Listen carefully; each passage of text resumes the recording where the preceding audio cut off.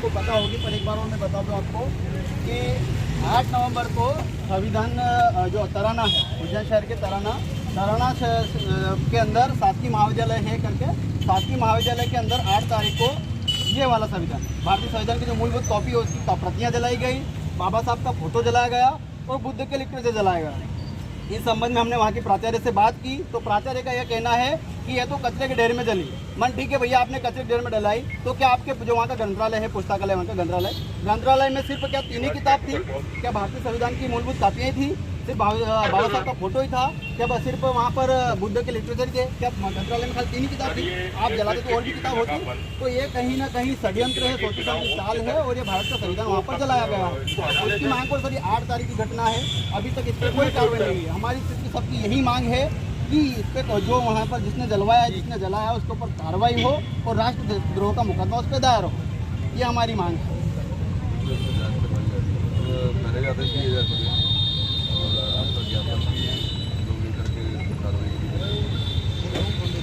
Sir ये बात हम सर का कहना था कि तराना जाओ, तराना हम लोग जाते, तराना भी हम गए, पर ये डॉक्टर मोहन यादव उच्च शिक्षा मंत्री का गृह क्षेत्र है। वो अगर इंदौर के होते, भोपाल के होते, सायपुर के कहीं के भी होते तो हम लोग एक बार उन पर सवाल नहीं उठाते, पर उनका गृह क्षेत्र है, उनके ही द्वारा बिठाए गए लोग, प्राचार्य वगैरह सब उनके द्वारा बिठाए गए लोग हैं, और उनके नेतृत्व में ये चीज़ें हो रही तो कहीं ना कहीं गलत है। तो हम कहीं ना कहीं उनका भी विरोध करते हैं। और अभी तक देखिए, मेन बात ये कि अभी तक डॉक्टर मोहन यादव उच्च शिक्षा मंत्री, अभी तक उनका कोई बयान नहीं आया। मतलब कहीं ना कहीं उनको ये पता है, फिर भी बयान नहीं देना, कहीं ना कहीं संविधान के खिलाफ उनकी भी कोई षड्यंत्र है। जिसने भी गलत काम किया उसके साथ 8 तारीख की घटना अभी तक कोई नहीं हुई है। इसमें सर हमारी सिर्फ मांग ये है कि राष्ट्रद्रोह का मुकदमा हो, और ज़्यादा बड़ा नहीं है सर। वहाँ पर आप जाएंगे तो 1 घंटे का काम है, ज़्यादा एक पूरा दिन, 1 दिन का समय है सर। 1 दिन में आपको इस पर कार्रवाई करनी है। अगर 1 दिन में नहीं होती है तो उज्जैन शहर के जितने भी जो डॉक्टर मोहन यादव जी के क्षेत्र के अंतर्गत जितने भी उज्जैन शहर के जितने भी शासकीय महाविद्यालय आएंगे, जितने भी शासकीय महाविद्यालयों में सब में डॉक्टर मोहन यादव जी का पुतला दहन किया जाएगा, और वहीं पर इस चीज़ की मांग की जाएगी भैया जो भी उनके राष्ट्रद्रोह का मुकदमा दायर हो। पूरे उज्जैन शहर में कल प्रत्येक महाविद्यालय में पुतला दहन किया जाएगा सर। अभी आपको ये बताइए संवैधानिक गतिविधि के अंतर्गत जो लोकतंत्र को कायम रखने के लिए चुनाव को सक्रिय है, उसमें सभी लोग अभी जगे हुए हैं। इसके बाद में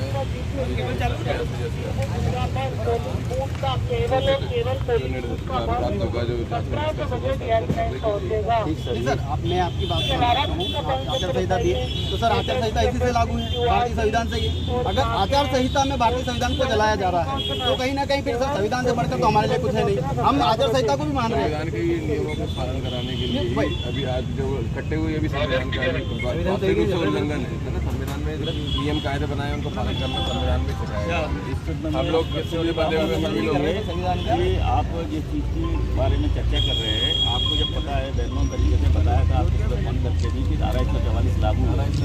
72 घंटे के पहले में तो धारा 144 का विशेष तौर पर सख्ती से पालन कराया जाता है।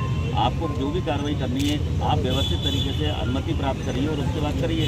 आपने अनुमति ली क्या आपके पास अनुमति है क्या? हम अनुमति के तैयार है सर, हम अनुमति तैयार है। आप देंगे क्या अनुमति? अभी आप जो खड़े हैं यहाँ पे, क्या अनुमति के साथ में आप खड़े हैं? सर अभी मैं इसकी अनुमति आज से ही दूंगा। आपने कल की अनुमति आज से चालू करूंगा। यदि अनुमति नहीं मिलती है, हमने बहुत बार, आज पहली बार नहीं कर रहे, बहुत प्रयास करे सर, अनुमति आपने आवेदन दिया हो तो आप आवेदन की कॉपी दिखाइए। और दूसरा ये है कि अनुमति देना नहीं देना जो सक्षम अथॉरिटी है उसकी काम है। ये नहीं है कि यदि व्यक्ति ने दिया और उसको अनुमति नहीं मिली तो वो कहेगा कि नहीं हम ऐसा करेंगे। अनुमति का कार्रवाई होनी चाहिए। ये कार्रवाई सर बिल्कुल ये इसको ध्यान रखिए। जो भी चीजें करना है नियम में करिए, आप वैधानिक तरीके से करिए। संविधान को जला रहा है तो क्या है? संविधान अच्छा समझदार आदमी संविधान का आजम पटेल आजम भाई चीज़ है कि ये जो व्यवस्था है ना, जो अभी 144 लगी हुई, ये भी संविधान के किसी अनुच्छेद को दृष्टिगत रखते हुए लगाई गई है। अगर आप इसी का पालन नहीं करोगे तो फिर आप संविधान कर रहे हैं। यहाँ 5 से अधिक के लिए बोला गया है, लेकिन जो भी आप 5 भी आ रहे हैं, 15 आ रहे हैं, फिर उसके लिए एक नियम कायदा जो बना हुआ है, इसके लिए अनुमति के लिए आप आवेदन तो मूव करते, उसमें आपको विचार होता। जो आवेदन कहाँ मूव होता है, ये सिटी मजिस्ट्रेट के यहाँ पर होता है ना कार्यालय, वो आपको ADM साहब के मूव करना चाहिए, वो आपने मूव ही नहीं किया। नहीं सर, अभी आपकी बात हम सहमत हैं। पर हमने कहीं ना कहीं देखो सर, भारतीय संविधान में फिर बोल रहा हूँ, भारतीय संविधान से बढ़कर कुछ नहीं है। और आचार संहिता हम इसका पालन कर रहे हैं यही बता रहे सर। हैं सुबह से मेरे पास इतने फोन आ रहे हैं, यहाँ तो मैं इतना जमावड़ा हो जाता भयंकर, क्योंकि संविधान को मानने वाले बहुत सारे लोग हैं। यहाँ पर इतनी पब्लिक हो जाती है, पर हमने सिर्फ ये, हम एडिशनल एसपी साहब से हमारी बात हुई तो हमने सोचा कि नहीं, हम सिर्फ 5 जन चलेंगे, हम निवेदन करेंगे। और निवेदन सर हमारा ये करबद्ध निवेदन है आपसे हाथ जोड़कर, अगर ये कार्रवाई नहीं होती है तो कल मैं फिर बोल रहा हूँ, मैं संविधान को मानने वाले हैं।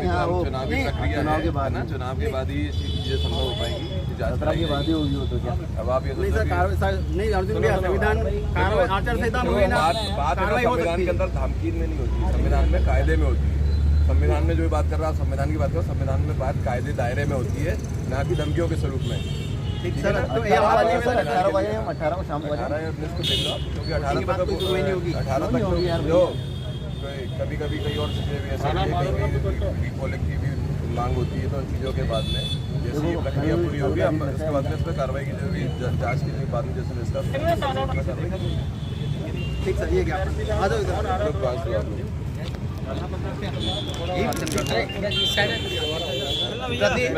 अरे यार भैया तू कर ले यार, हम चले जाएं। उमर तो को बोल दिया।